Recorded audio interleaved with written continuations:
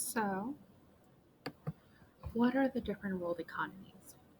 And just economy in general is what we're going to be going over today. Hence your warm up. So, economy, according to the Oxford Dictionary, is the wealth and resources of a country or region, especially in terms of the production and consumption of goods and services, in which certain groups of people will specialize in certain goods or services and provide it to the others for a fee.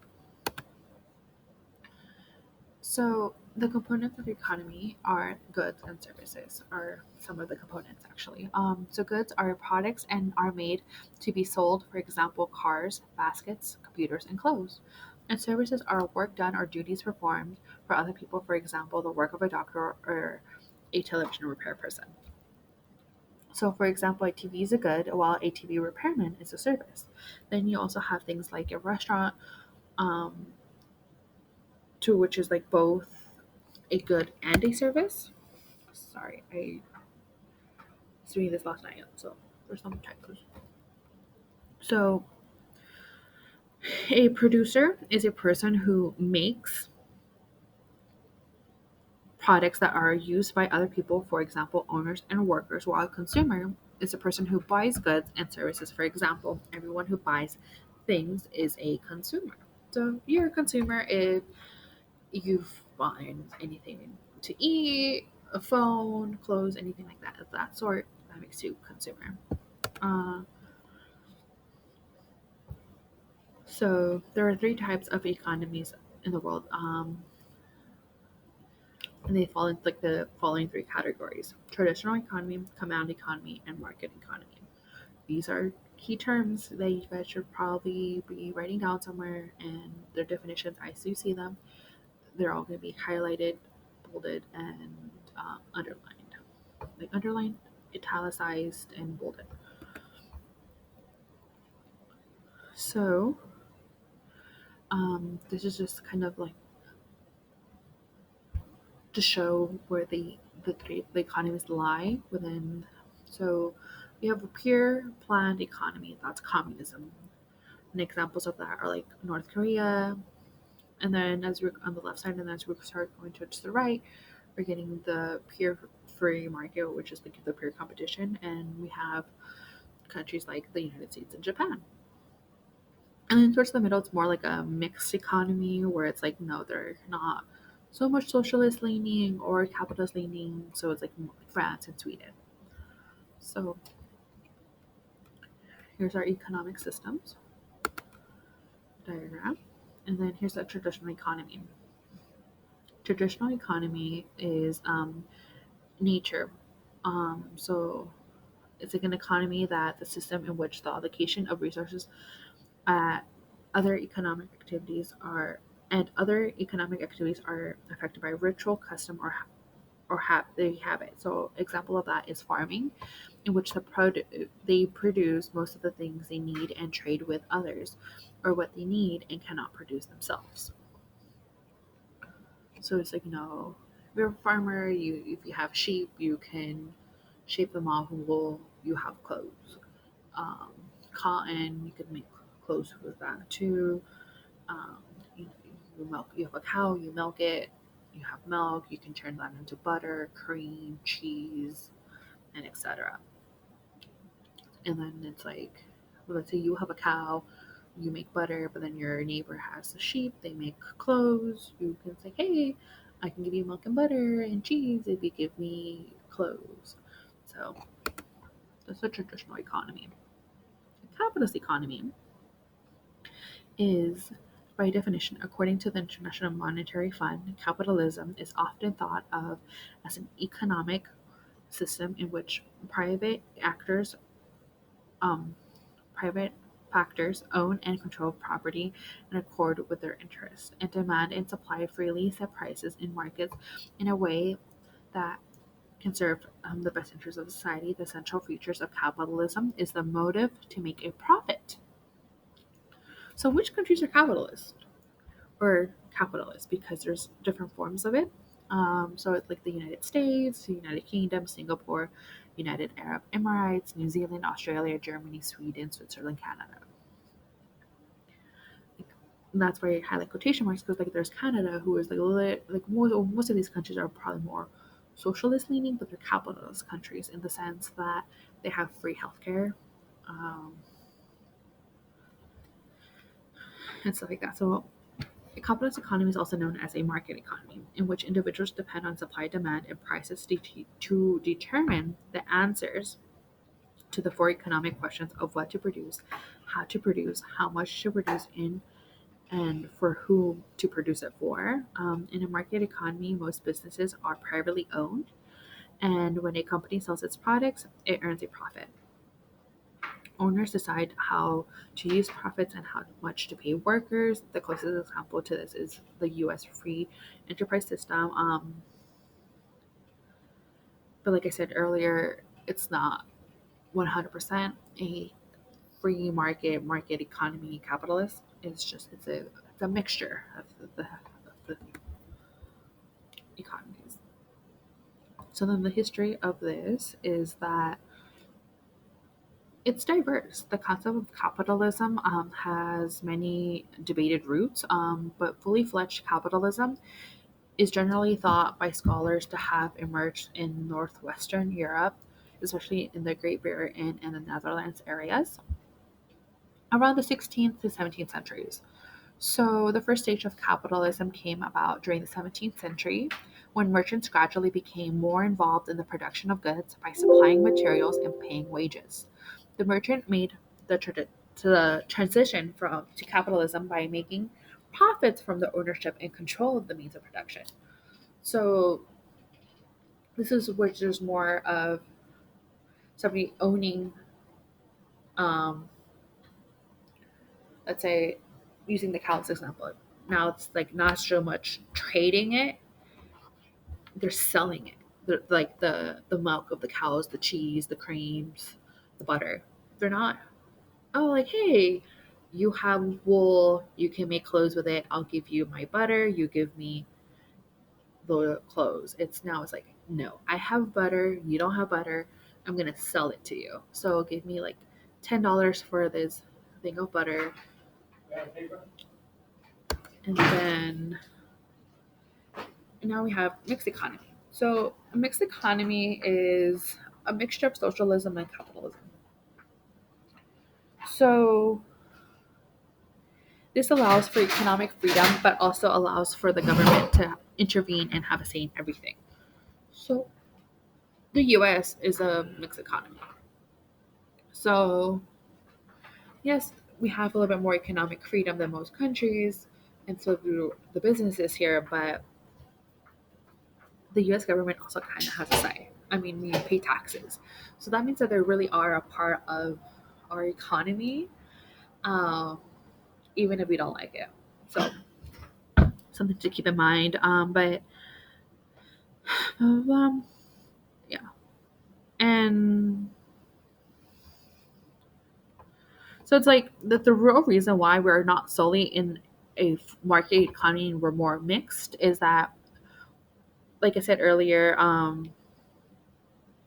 this like our government does have a say and they have room to interfere if necessary, and we have taxes. We have both income and sales tax, and we also have regulations. For example, fireworks. Like not just anybody can buy fireworks, and like environmental laws. So it's like if they really does have like say like what we're able to buy, what we're able to sell, what we're able to have, own, etc., etc., and like driver's license. Like you need to show driver's license to buy a lot of things in the U.S. that are like regulated by age, as well. So that's why we're more of a mixed economy because it's the government really does have a say. Um, I know when I was in China like 6 years ago this summer, um, a 10-year-old kid could just go and buy alcohol. And that's just because it's not regulated as much. And it wasn't that they were buying it for themselves, but they were buying it for their parents. But still, they could just go up and buy it and no ID was necessary. But here, you can't even like touch it. And they freak out at the store. So it's It is what it is. So now we're moving on to centrally planned socialist, communist, or economy command. There's a lot of ways we can say this. That's why they're all here. But like the definition is, it's an economy in which the central government is who decides on all major economic decisions. It is a system of production where goods and services are produced directly for use, in contrast to a capitalist economic system where goods and services are produced to generate profit and therefore indirectly for use. Production under socialism would be directly and solely for use. So some of the like communist countries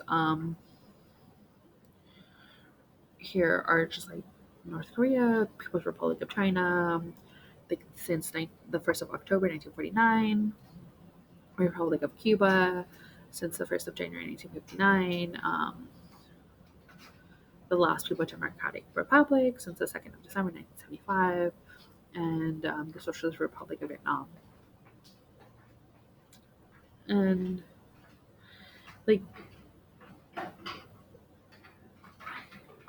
these are in some way or form these are considered socialist, communist command economies, um, but not the only totally like totalitarian state in the world right now, like fully, is North Korea. Um, and like Cuba, North Korea has an almost entirely state-controlled economy with similar social programs to those of Cuba. There's no stock exchange in North Korea either. So as time has moved on, some of these countries have probably not stepped away from these communist ideals and rules. I'm filming. Mhm. And so then, yes, sorry, somebody's at the door. Um, but then, uh, the history. So here we go.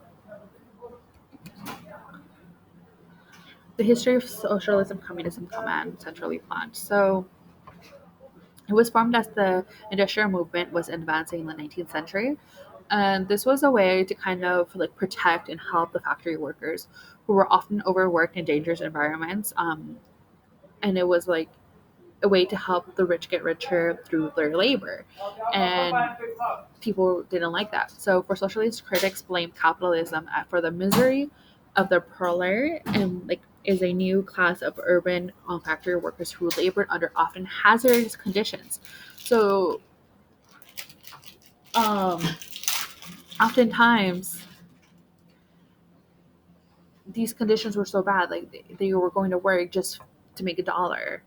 It was they were risking their health, long-term health issues, um, risking hurting, like chopping off their fingers on the machines and like arms. These were very hazardous, long-hour working conditions. There were so people were frowned upon that, and they were like, no, no, no, no, like we have to stop this. Like, how can we stop this? Well, like the way we can stop this is if we make everybody the same, equal pay. It doesn't matter if you're the owner or the worker. Kind of thing where it's like to kind of well, it doesn't benefit the worker, the owner to work the workers more because they're going to end up being the same because it's in the capitalist country. It's like, oh, the owners are getting richer because they can pay the workers less, the same amount of work. So that's what that was like the thought process of this. So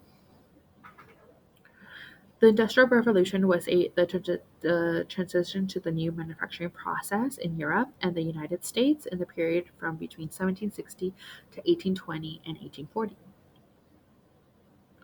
So, with in February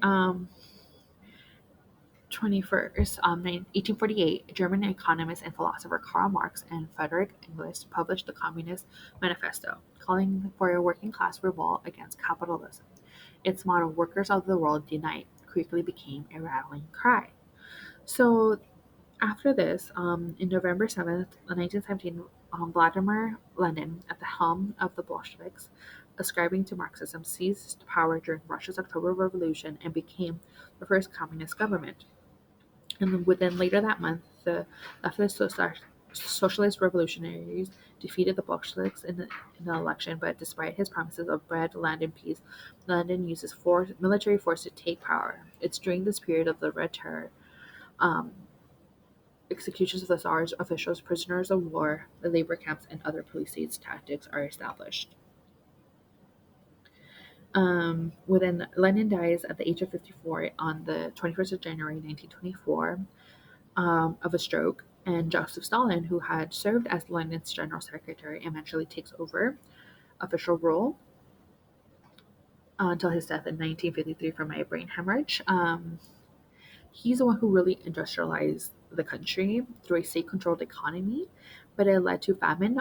Under his regime, detractors were deported or imprisoned in the labor camps, and as part of the Great Purge, 1 million people were executed under Stalin's orders. So it was, it's like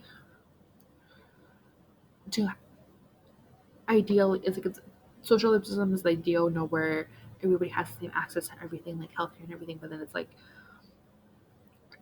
it's really easy to go from wanting the best to just being a dictator because not everybody's gonna be open to the changes and stuff. So that's why there's a lot of times there's like it's it's dictatorship and it's military force. So from 1940 to 1979, communism is established by force or otherwise in countries like Estonia, Latvia, Lithuania, Yugoslovakia, Poland, North Korea, Albania, Bulgaria, Romania, Czechoslovakia, East Germany, Hungary, China, Tibet, North Vietnam, Guyana, Cuba, Yemen, Kenya, Sudan, Congo, Burma, Angola, Benin, Cape Verde, Laos, Cambodia, Madagascar, Mozambique, South Vietnam, Somalia, Seychelles, Afghanistan, Grenada, Nicaragua, and many others. And communism that started during the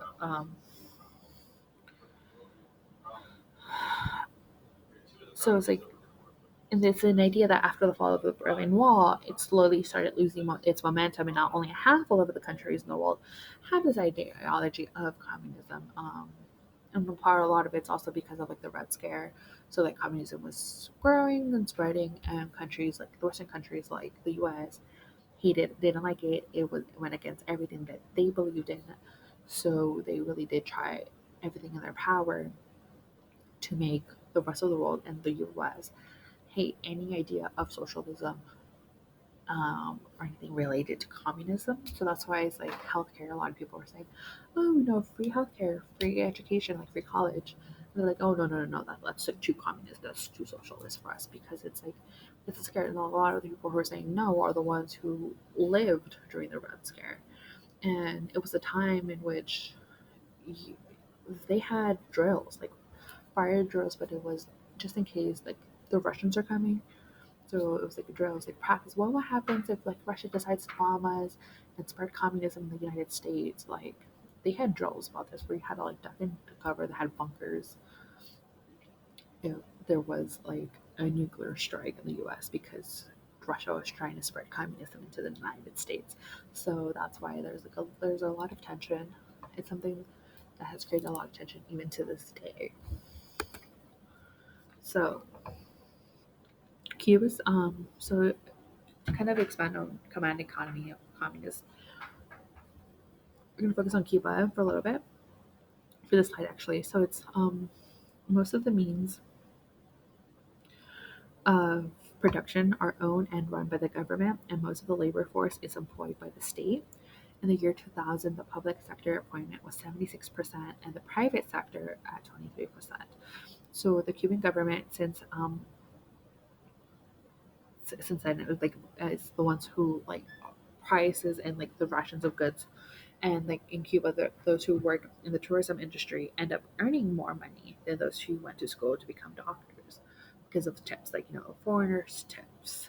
Um, because of that, that's why they make more money. They have a little bit more um, monetary freedom that way. Because like in a command, so essentially planned economy, it's like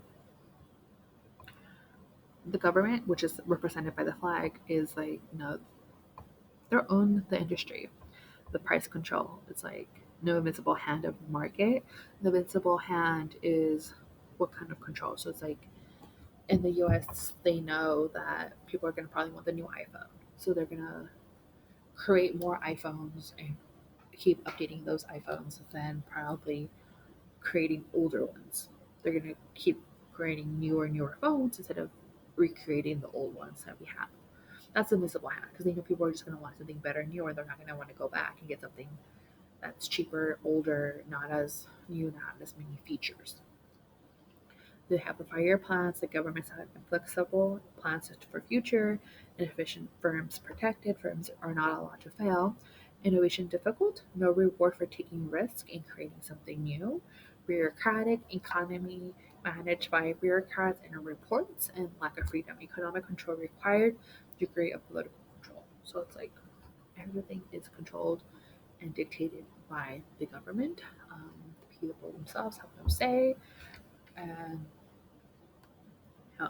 And some people say that this is probably ideal, and because technically nobody's really poor. I know when I was in China, they kept trying to tell us the idea like, oh, nobody's really poor. Like, yeah, this person doesn't have a home technically, but they're technically not poor. And I'm like, wait, what? Because it's like, because then in China, you always have these people who have a lot of money, a lot of houses, big houses, and stuff like that, and they have power, but then you also have people who are living in the streets, and I'm like, that doesn't make sense. And they're like, well, no, like it's like because restaurants like McDonald's and like um, stuff like that, like American restaurants, but like restaurants, they allow the or KFC, they have KFC. They allow the homeless people to come into the store at the end of the day. They give them all the food that they didn't sell that day, so it doesn't go to waste. So like they don't throw it away. So they give them all that food, and they're like, okay, you can eat this, and you can sleep here for the night, but then you just have to clean up afterwards and be ready and like gone. Cleaned, like the whole place has to be clean and you have to be gone by the time you have to open up for the customers. So that's why they say it's like, oh, well, technically they don't have a house, but they're not poor, they're not homeless. Because technically they have somewhere to sleep, and I'm just like, I couldn't really fathom that idea. I mean, I guess it makes sense to them because that's what they know, but then to me, just like, no, like there are poor people in China, there are homeless people. It's just they have a lot of help, like aid in that sense. Um, so here's a little bit another diagram of like mixed economies, system command and market. So in the market economy, they're owned by private sectors, freedom to start a business, and supply and demand. And then the command economy, it's owned by the government regulation, price control. And then the mixed economy economic system is a little bit of both. Like here in the US, we have private sectors for sure, but then we also have stuff that are government regulated. So like milk, price of milk can't really rise too much because it's one of those things where it's like it's a basic need. So like milk, eggs, and like cheese, I think it's just like has to be a pretty basic standard price. Can't like, be too much. So I feel like if I remember correctly, it's like is it because it's subsidized? Milk farmers are get paid a certain amount by the U.S. government, but the U.S. government technically loses money or it breaks up exactly even on the sale of milk. And it's just because they want to make it not a luxury good because I feel like it's a pretty basic need for most people. And then here we have here, wait, I need my little speaker notes. So here we have again like a free market economy. So like who owns it? Private sector, command economy, Spanish by the government. Incentives, profits motivate acts of incentive for owners and managers, but then for the command, it's government gives the little incentive to be efficient and profitable. Prices are the free market are determined by supply and demand, while in the command there's price controls. Efficiency incentives for firms to be efficient and cut costs, and in the command economy, government-owned firms have less incentives to be efficient.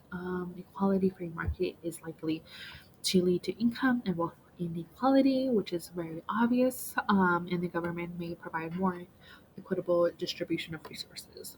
Examples of a free market are Hong Kong, Singapore have limited government intervention, while in Soviet Union, China until the 1970s, so that's when they started opening up their market for trade. In Cuba, have command economy, examples of command economies. Problems in the free market is inequality, market failure, and monopoly. So a couple years ago, I was trying to fly to Panama.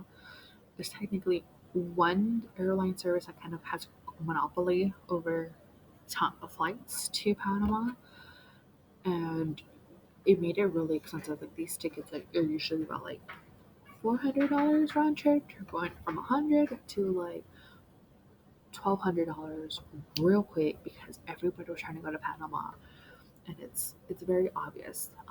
Most of the times when monopolies are happening, and then sometimes governments try to be sneaky. It's like, oh yeah, we don't technically have a monopoly, but like they kind of do because it's like Walt Disney Company owns like ABC, but like you don't really think ABC is owned by Walt Disney, and it's like all these other subgroups. So it's like this giant group, and then they have companies within those companies, and it's technically not a monopoly, but it is a monopoly. In a way, it's okay. So scarcity. Scarcity is the condition of not being able to have all of the goods and services I just want once. Um, Research is not to exist in sufficient quantities to satisfy all desires to use them. Individuals, governments, and businesses experience economic Multiply scarcity. 3x plus 2 times Economic scarcity, and therefore must make choices of trade-offs which are both present in frequencies. For rarely can one region or nation satisfy all demands. This forces regions and nations region.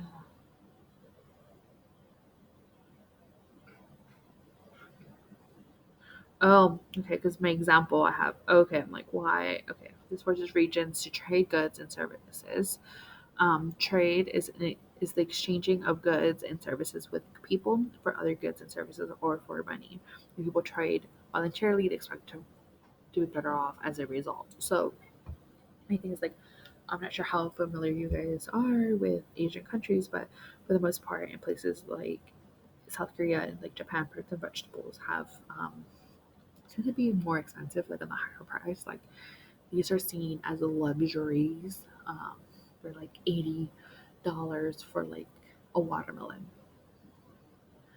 stuff like that. So um, a lot of the time, so it's like from like South Korea, we have like Samsung, we have other things from Samsung, cars like Kias and Hyundai's, and then from like Japan, we have like the Wii, we have Nissan, Toyota, other electronics. So it's like they produce these technologies for the world.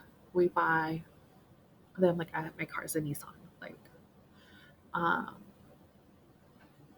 but then it's like the countries like the U.S. where we produce like fruits and vegetables, we trade it back. We trade it to Japan and Asia and South Korea, so that they can have fruits and vegetables and produce, and in exchange we get technology. So it's just like they don't have all the resources they can, because I mean, so South Korea is in a peninsula, Japan's an island. Like they have limited resources, so that's why there's like that trade. There's that connection where they get their food from us, we get technology from them. It's what we do. That's why I'm like, I mixed up my notes with the PowerPoint. Anyways, scarcity part two. Some underdeveloped nations are not able to develop their own resources because they lack the finances to support industries and lack the technology and expertise to process the raw materials into goods. Other nations often invest in industries, creating international companies to process and export the goods. In this instance, the country owning the resources profit does not profit as much as the country which invests in and processes the resources.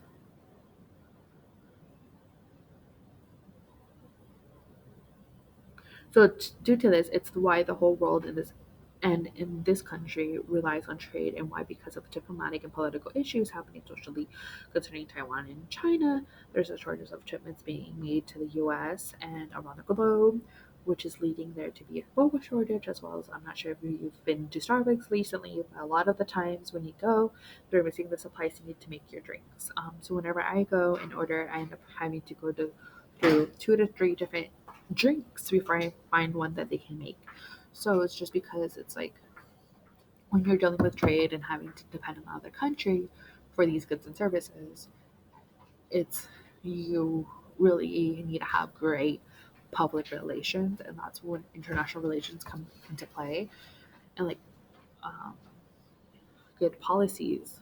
Um, because if you start making any one country mad, then it's like other countries might retaliate, or you might start depending. So it's like, I think with Taiwan and like China, Taiwan wants to be recognized as their own country. Um, China doesn't want that, so China's cutting off ties with any country that says, "Oh yeah, Taiwan, you're a country." So the U.S. was trying to play both sides. It's something that kind of happens a lot in history. The U.S. tries to play both sides, like, "Oh yeah, Taiwan," but like China. So there's lots of those issues, and like a lot of our shipping ports come through Taiwan, like a majority of them. So because of that, there's the big kind of like having delaying them or not, just like, oh, there's not nothing available, like no shipping. They're just they've been making harder for shipping ports to go through customs and to arrive into the U.S. So opportunity costs.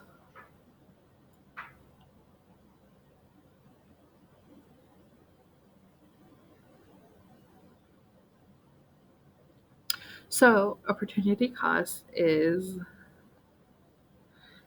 here, let me look it up.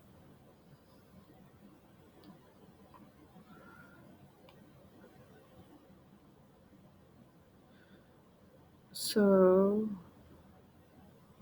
it's the loss of potential gain from other alternatives when one alternative is being chosen. So it's like the cost of an opportunity, or the trade-off that is given up in order to pursue whatever in action. So it's like, put it another way, the benefits you could have received by taking it in an alternative action. For example, to feel better, you stay home from school. The opportunity cost is the learning and working you're missing, but the cost is rest in order to feel better. Or like what you get for the cost is, like, you're rested, you're feeling better, you got over your cold, whatever it may be. Good. But yeah, you missed a day of school, so you probably missed a test, an assignment of sorts, and you need to make it up. So there are 4 types of industries, and these industries differ in their involvement in the processing of natural resources, the production and marketing of goods, and the development of products and ideas. All 4 of these are key term words, so write them down: primary, secondary, tertiary, and quaternary. So primary is it takes natural resources or raw materials from the earth, for example, fishing, farming, lumbering, and oil drilling. So primary is just like, fishing. You yourself caught the fish, and you're probably gonna eat the fish. You farmed your own vegetables. Lumbering, you cut your own wood. Oil drilling is like they're direct resources. Like you're not doing anything for them to them. It's just you got them. You're gonna use them.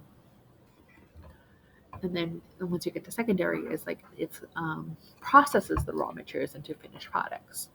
Um, so it's like these include still plants or processing plants, which um, change like the agricultural products into like frozen or canned food. So it's like somebody primaries, somebody got the tuna, they're gonna eat the tuna fish probably, or they're gonna pass it along. They caught the tuna, they're gonna give it to the secondary. The secondary is not gonna eat the fish themselves. They're the ones who are going to can it into canned tuna, so then it can be processed and sold. Um, so then territory. A territory is industry exchanges. Um, and markets the products of the primary and secondary industries in which they provide a service such as a restaurant, supermarkets, hospitals, education, or emergency services.